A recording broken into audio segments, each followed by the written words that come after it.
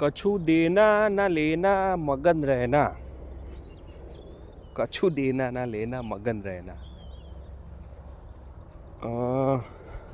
કબીરે કીધું તું કछु લેના ના દેના. કબીર બેઠા છે બજારમાં, બધા વેપારીઓ વેપાર કરે છે. કબીર કે મારે કંઈ લેવું નહીં, મારે કંઈ આપવું નહીં. મગન રહેના, શેમાં મગન રહેવું? પ્રભુમાં મગન રહેવું, એમ કહેવા માંગે છે. આનો મિનિંગ સમજવો હોય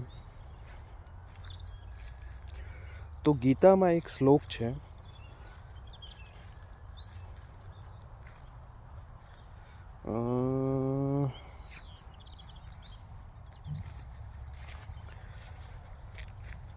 સુખ દુઃખે સમે કૃત્વા લાભા લાભો જયા જયો તતો યુદ્ધા યુજસ્વ નૈવમ પાપ મવાપ્સ્યસી. સુખ હોય કે દુઃખ હોય, લાભ હોય કે હાનિ હોય, profit या loss, in any situation you have to stay focused.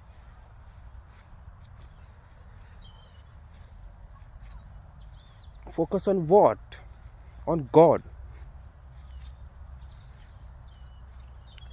આ ફોકસ હશે તો કર્મ બંધનના ચક્રમાંથી I will remove you forever and ever. આ કીધેલું છે માધવે. કોને? અર્જુનને ગીતામાં. સો ચક્રમાંથી કબીર તો બહાર નીકળી ગયા છે.